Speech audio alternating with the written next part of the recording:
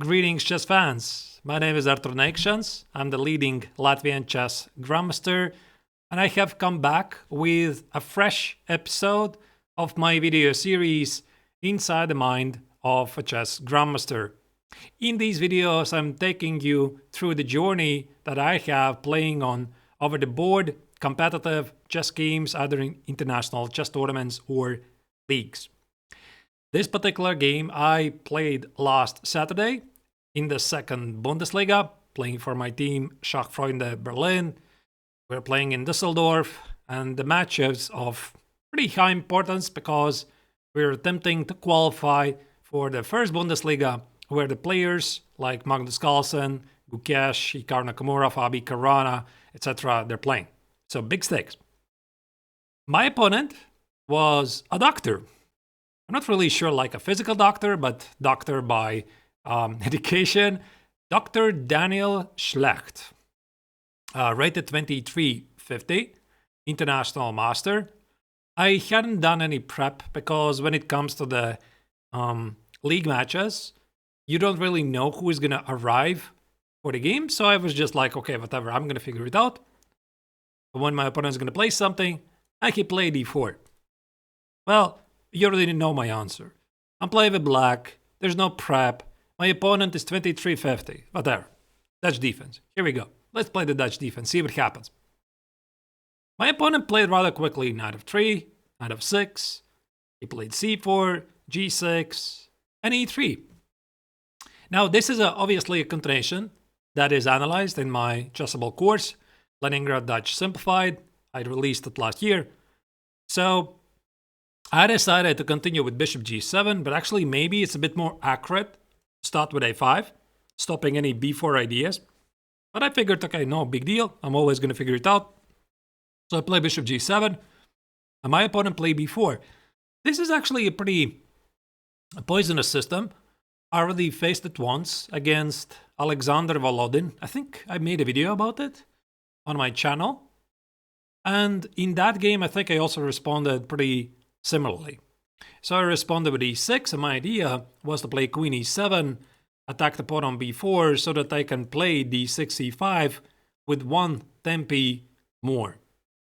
So here my opponent played here, queen e7, queen b3, and yeah, so here I was trying to figure out, is it best to include a5 or not? Like a5? Because if he plays like a3, I think it probably is good for me, because I can continue with the plans like castles, bishop e2, b6, show castle, bishop b7, d6, knight e7, knight e4, etc. And actually it's pretty good to have some pressure against the pawn on b4.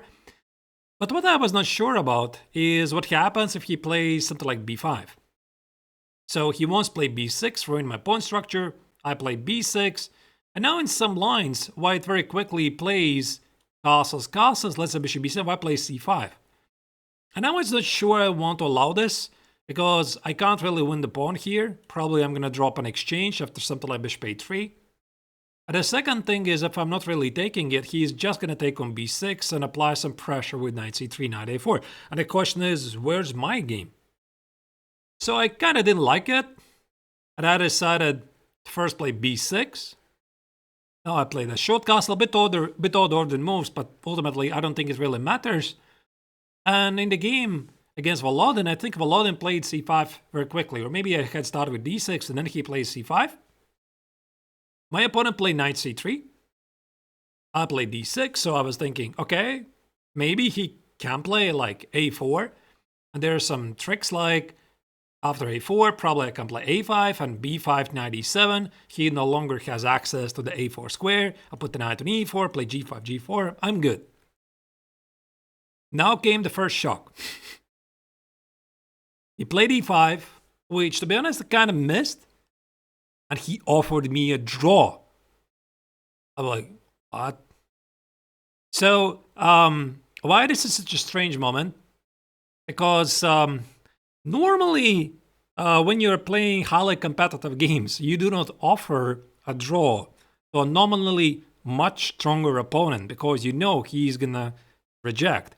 So that's why I was quite surprised by the draw offer.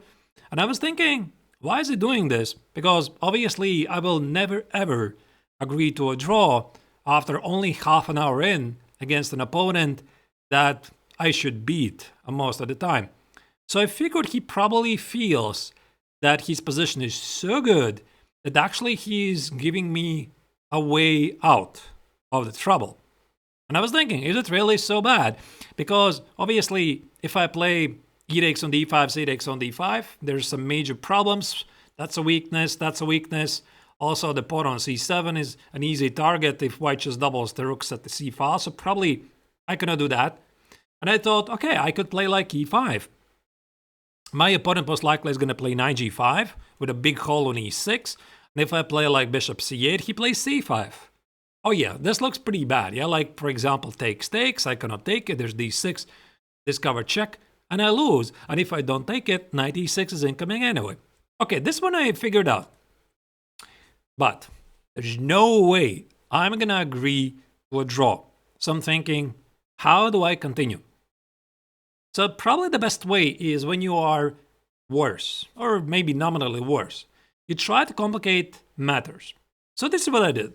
After like 20 minutes thought, I played a5. I was very happy about the move because it poses a lot of questions to white. Obviously, the quick move is a3 here, but white wants to check, for example, what happens after the trade. For example, if he takes it, I cannot really take it. There's going to be knight g5 and c5 check. The position looks really ugly. My pawn structure at the queen side is suffering. So I thought maybe I could take on b4 with the idea if he takes on b4, I can take on e6. He plays knight e5. And I spent some time evaluating this position. So take it, bishop takes on g7. And I have to admit, from afar, I missed. I thought I can play queen g7, c takes on d5, rook a5, hit the pawn on d5, and after bishop c4, queen c3, I thought the position is complex enough, and the pawn on d5 maybe actually is a weakness that perhaps I'm not doing so badly.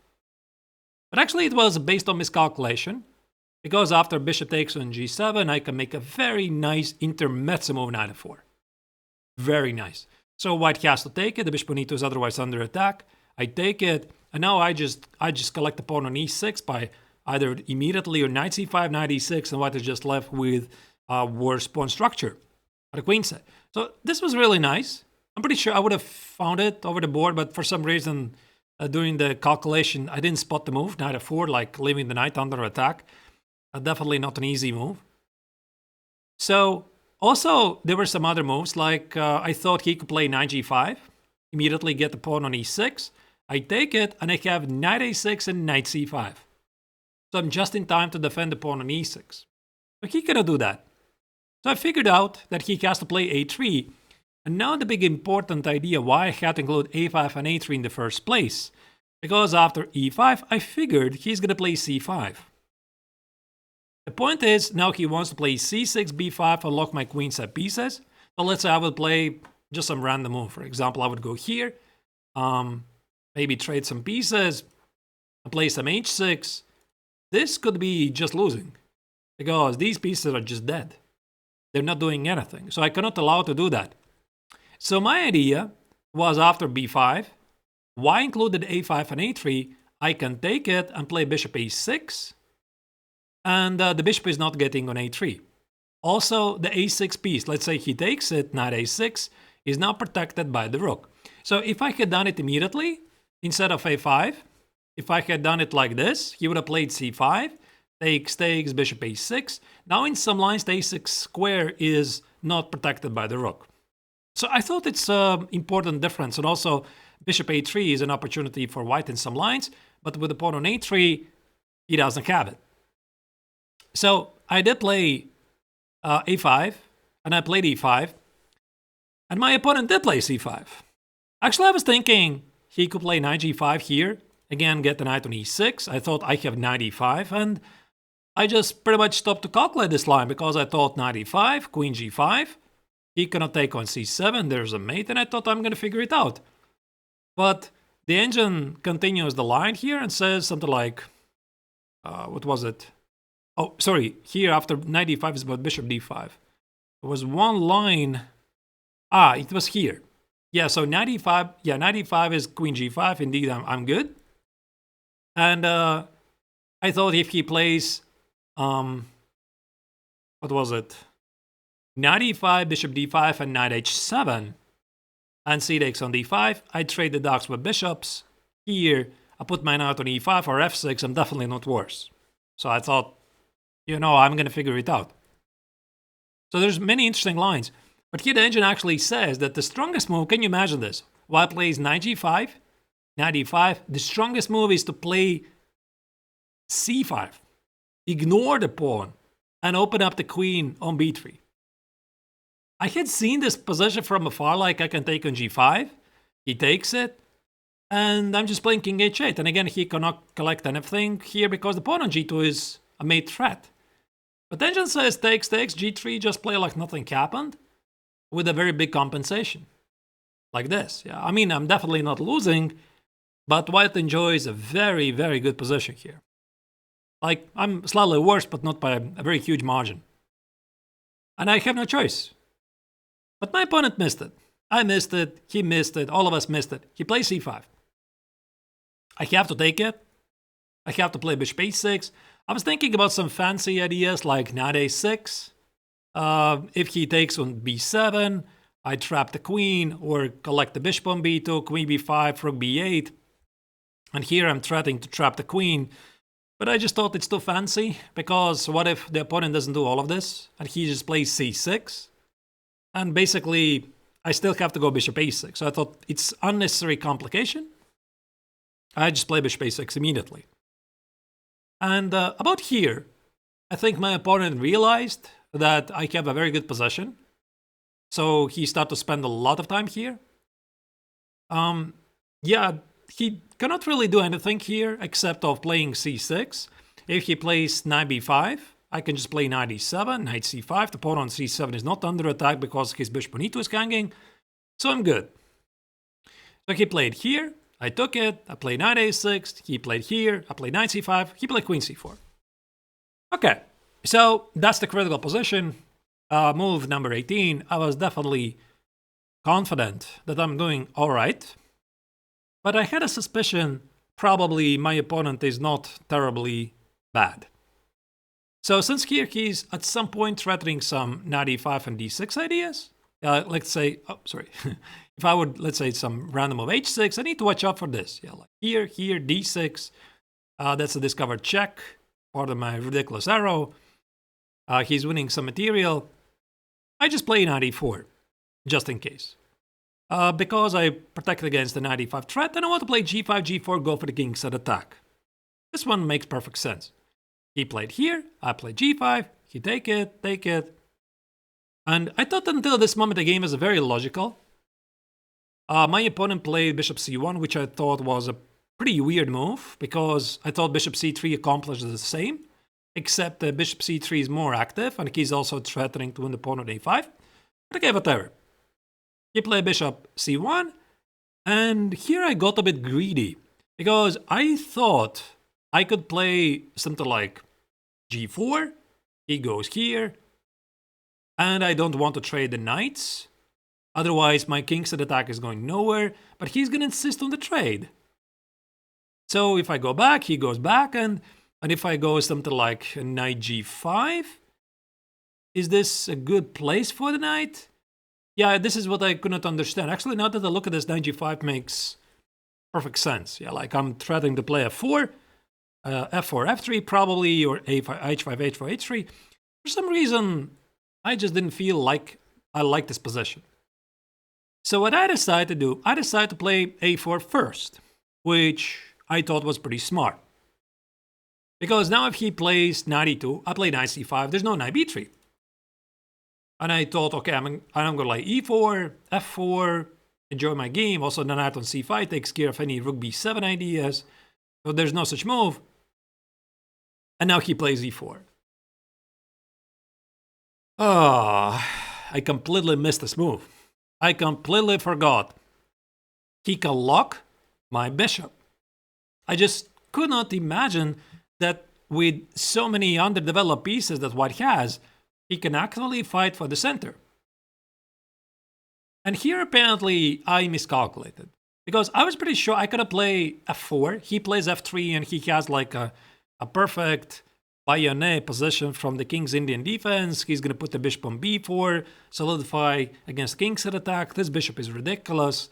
So I think I'm just much worse. I cannot do that. So I thought, okay, I should probably complicate stuff, not allow him to play f3 and play g4 myself. Because if he plays like f3, I can take it, I can play bishop h6, king h8, my bishop is alive, and I thought I'm very, very active, and that pawn on e4 is a big weakness. But as I was thinking, I could play g4. He takes on f5, he hits the pawn. I thought I can play here. But I wasn't sure, because I saw this variation from afar. He goes here, attacks the pawn on e4, I collect it, he takes it, I pin the knight, he defends it, I pin it again, he plays f3. And I saw this position from the afar, and I thought, somehow white is holding on. And he's just going to play like king h1 or bishop b2 next move, and what do I have it here? And as usual, the typical mistake of the calculation, you stop one move early. And here, after queen f7, I would have had a very nice game. So I attack the pawn, I have a lot of dynamics, he is completely tied, and black is better, according to an engine here. So I saw this line, but I didn't see queen f7. But I thought, yeah, if g4 is not so clear, why do I not start with rook e8 first? So I was thinking, I want to play like g4, f4, the queen side doesn't matter anymore, and if he takes it here, obviously I don't want to allow knight e4, I play here, I thought he plays g4, I go here, I play knight e3, and I thought, whatever. Like it's a crazy position, maybe I get to play h takes, bishop e5, queen h7, some knight f4, some e3 ideas. He cannot hit my pawn on e4, which is pretty weird. The b4 and e1 squares are out of bounds for the white rooks. And I thought there's also no bishop e2, so it should be okay. Yeah, and here I thought if my opponent plays like f3, I'm going to play g4. I'll go for the aforementioned idea, like activate the bishop here and doing okay. The engine says white has to take it, white takes it, and just bishop e3. And white is much better here. Now that's the position I kind of saw from afar, but I quite didn't believe because I thought I'm doing okay the king side, but bishop c5, d6, and queen a4, probably bishop c5 and d6, they're very serious threats. And I have nowhere to place the knight on c5. If I had a pawn on b6, this would have been a fantastic position. But I don't. So I didn't see it, and he didn't see it. Anyway, I played rook e8, which is a silly move. Again, targeted against e takes on e5 and e4. He played here, which I suppose makes sense because if I'm like careless and play g4, I need to watch out for the exchange sack. d6, discover check, d7, and these positions just had a very bad taste in my mouth. Like, the d pawn is going to advance. There's like bishop g5, like rook d1, like knight a5, knight b7. There's no way I can play this. So I thought, okay, I cannot gamble this. So I just played just in case king h8. And again, if he takes on f5, I play e4. That's the big idea. He played rook e1. Engine still likes f3, by the way. I play queen f7. I try to apply some pressure here. Yeah, and by the way, here the engine all the time, like here, engine likes takes, and queen a4, and gives some edge to white. To be honest, I mean, I saw this, but I thought I still have the exchange. I'm going to figure it out, but actually, yeah, the bishop on g7 is pretty bad. And he just wants to play like queen c4, knight c3, collect another pawn, play f3 maybe. He didn't do it. He played here, I played queen f7. He went back. Now I play g4. So I want to go for the Kingside attack. Here, by the way, this no longer is so clear. Because I would play... I think it was f4, f3, queen h5, queen h3. Not so clear anymore for white. So he decided to take it. If I take... Actually, I don't remember why I didn't take the pawn. Because there's no knight e4 now. Weird. Wait, maybe I was afraid of the exchange sack now, like this. Yeah, like knight e4, bishop e3, and white has a very easy game. That's why, yeah, I remember. So I played e4, and I thought, again, I'm doing great. Like, I want to play here, I want to play knight e3, so he has to sacrifice an exchange. And I was quite surprised by the speed that he did it, that he sacrificed the exchange. I thought it's a very big, responsible decision for him, because after this, there's no turning back. And after d takes c5, knight e4, I took on f5, and here my opponent, I think he got quite lucky. Because I'm pretty sure, originally he was planning to play knight c5, absolutely sure. Like he wants to go here, attack my rook and the bishop. And the point is, if you have done some puzzles, it looks like there might be a win. Like queen f2 and rook e1, with the idea that after rook f1, you could take it here and give a beautiful checkmate. But it doesn't work. It doesn't work because there's queen f1. Yeah. But the point is that rook e1 does work. So I can play rook e1 right away, and I think that's the move that he missed. So obviously he cannot take it, there's queen f2, queen e1 checkmate. And after bishop e3, I just take it and collect the pawn on d5. So he probably spotted this while I was checking the lines, and he played knight g3. And I just didn't believe in this move. So I played very quickly queen g6, and I thought GG basically. Yeah, because if he plays like queen a4 or queen c5, let's say he plays queen c5, I play h5, he cannot stop h4, I go h4, he goes, let's say here, I play bishop e5, queen e4, h3, I'm so active, I have an exchange, but I thought I'm definitely going to win this. So after knight g3, queen g6, he plays bishop e3. And I'm like, oh wow, wow. Maybe actually I'm not even better here. Because now h5 leads nowhere. Like after h5, let me try to remember. I think it was just a capture here, and there was a problem with this move, which, if you ask me, I already don't remember what was the problem. Just a second. So I play h5. There was a problem. There was a problem with this move. All right. So he played bishop e3, and I decided, okay, I have to kill the pawn on d5. I played here. He played here. By the way, the engine here says bishop f4 has to be included.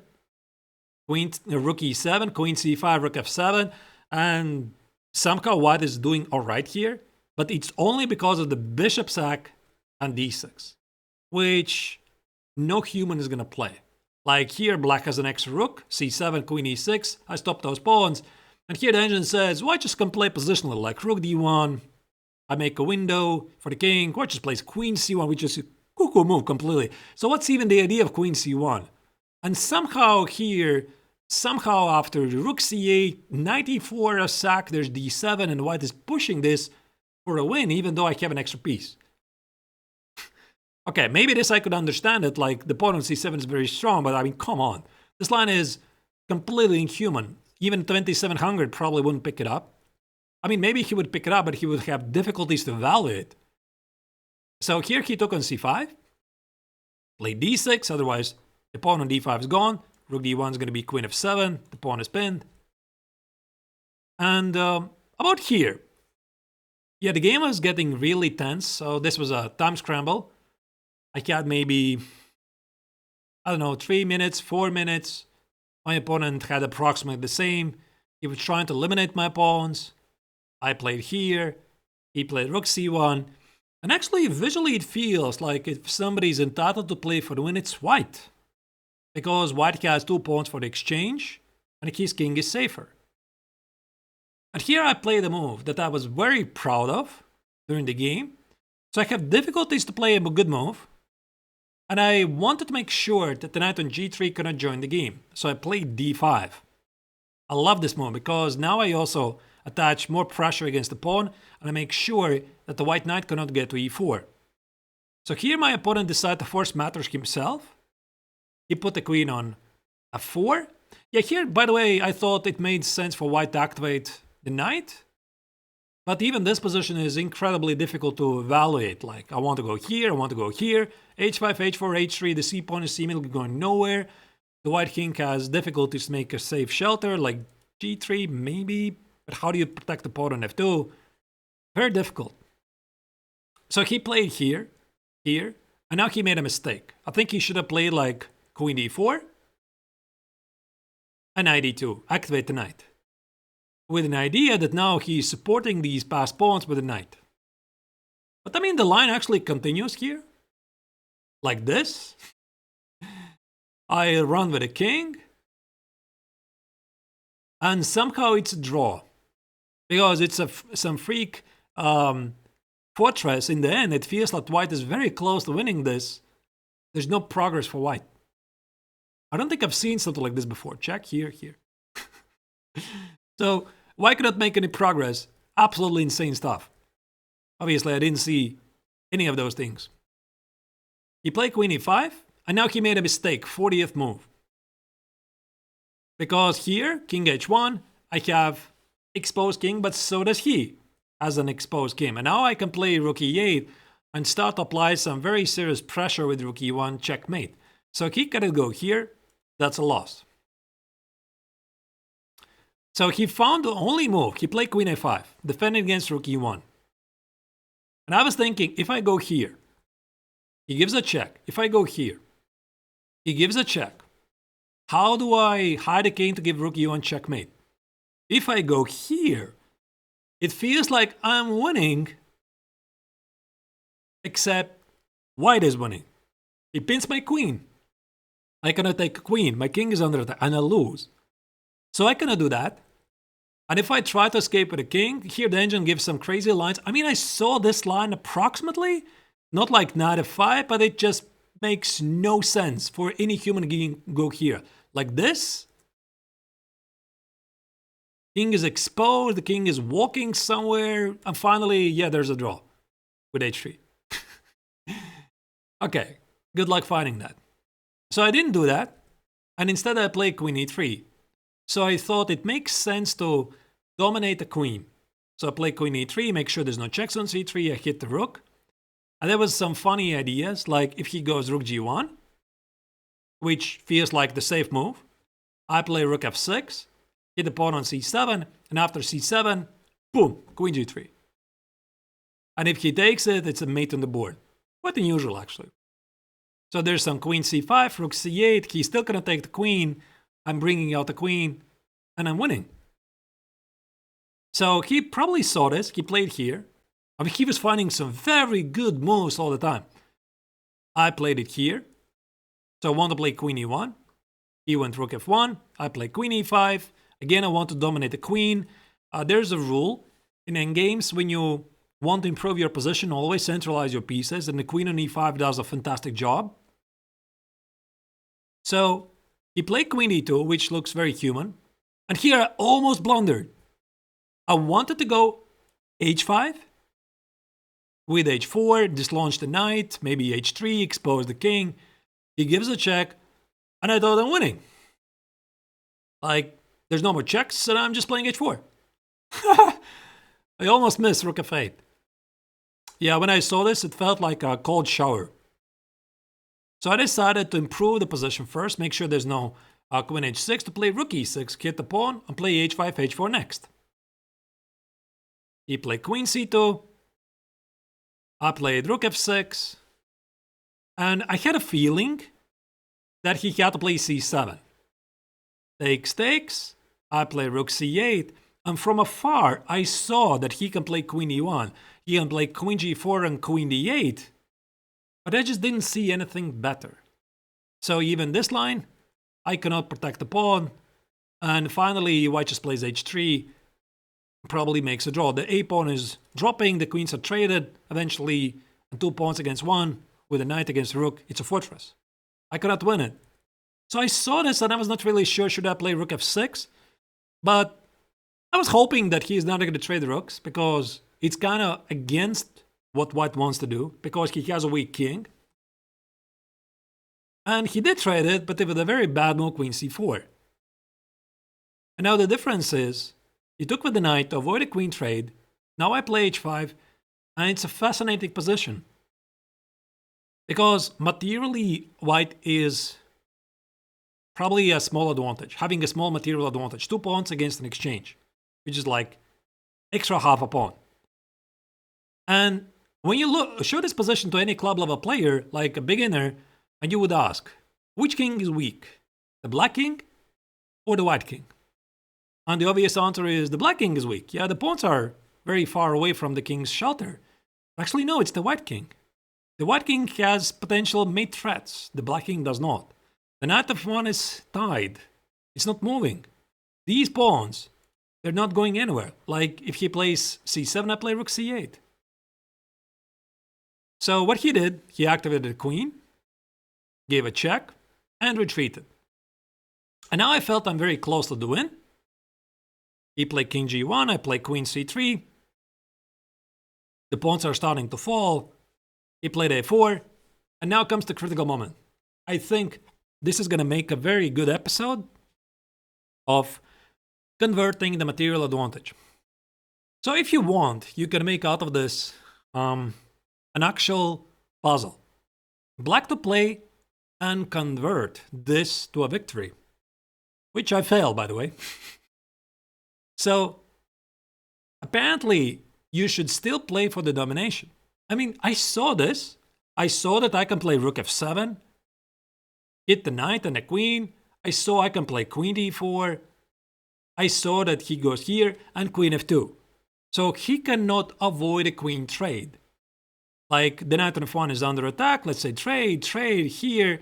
I play here. I collect this pawn. I collect this pawn, and I'm winning. But I'm thinking, of course, I mean, this is all very nice. Why do I need this? Because I can just take the pawn right away. And I can trade the queens whenever I want. And the knight on f1 is still stuck, right? Well, it's actually not so simple. So here I played h3. And I still have to play like rook f7, queen e3, queen f6, play for the domination.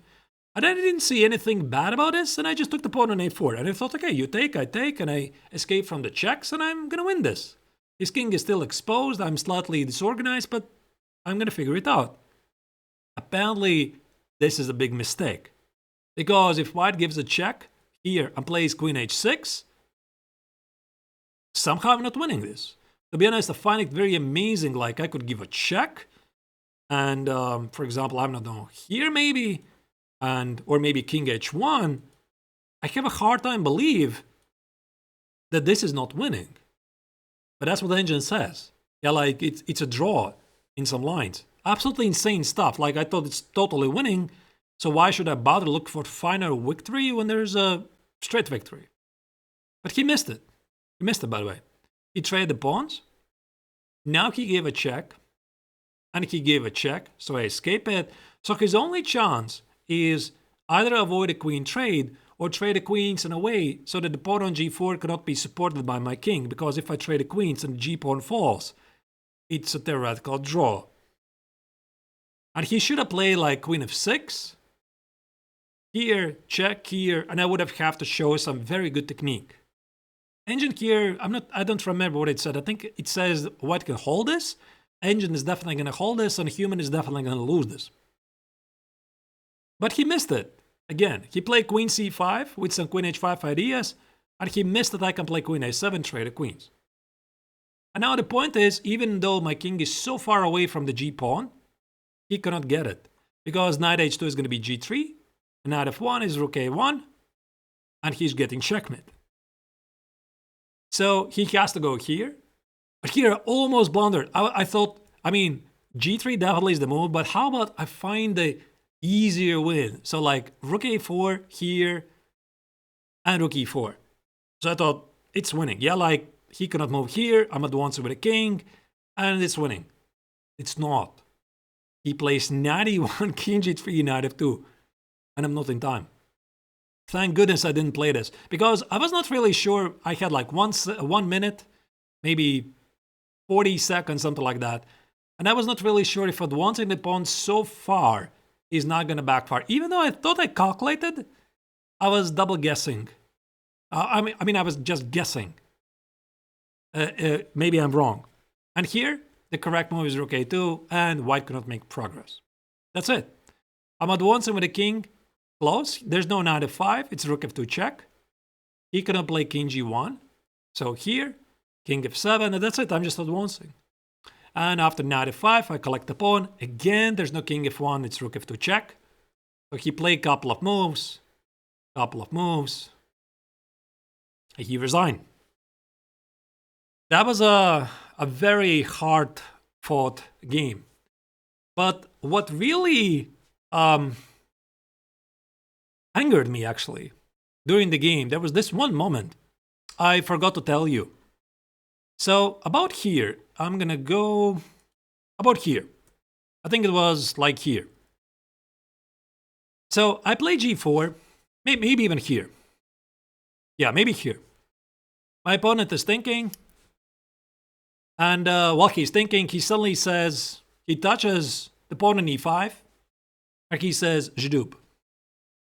Jadub means I adjust. It's in French language. And I'm like, okay, fine. Like, I mean, the pawn on e5 was standing just fine, but you know, I don't mind. Yeah, sure. So it's maybe misplaced for you, so you want to touch it and, you know, improve its odds of where it's placed. So he plays here. I play g4. Again, he touches another pawn, Jadub. I'm like, really? Come on. I mean, clearly the pawn is standing well. Do you really need to adjust it for a second time in a row? Again, Jadub. I don't remember which he touched, and he did it 3-4 times in a row. Like, I don't think it was like one after another moves. Maybe it started a bit earlier. But every next time he adjusts the pieces, I'm like, what are you doing, man? Like, what are you doing? These pieces stand perfectly. Are you trying to distract me? So he is doing it during his time, but he's adjusting the pieces that are not supposed to adjust. And I'm like, I'm looking at him and like, what are you doing? And finally, here after knight e4, queen. Can you imagine this? Yeah. So here I play g4 right now. 1 move, 2 moves, 3 moves. For the 5th time, he touches the pawn on g4. That last move 3 moves ago. He says Jadub. I'm saying to him during the game, what are you doing? I mean, why are you touching the pawns? Why are you saying Jadub? He's like, why are you talking to me during the game? And I'm like, why are you touching my pieces during the game? Why are you saying Jadub like 5 times in a row? And what happened is the arbiter, arrived, and he started to look at the game, follow, and we continued to play the game without incident. But this made me furious. So the question is to you, do you think I was in the wrong?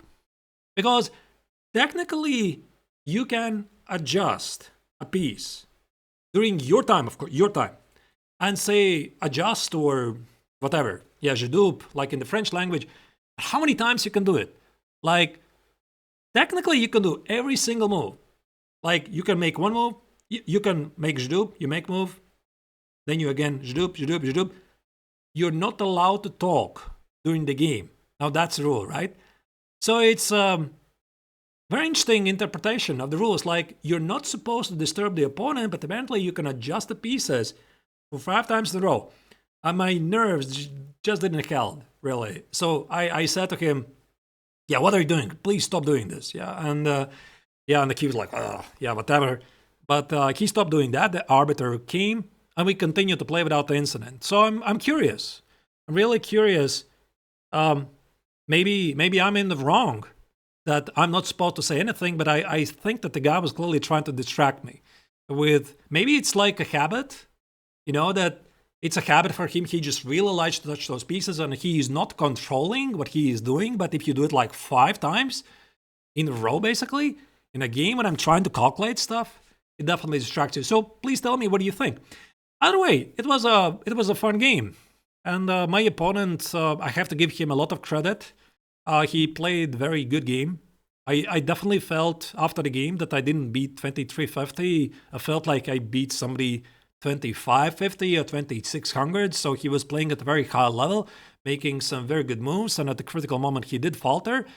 And I was very happy about the victory. So that's it. If you liked it, please press like. And if you're not yet a subscriber of my channel, please subscribe, as it's going to allow me to create more content. And again, leave your thoughts in the comments section.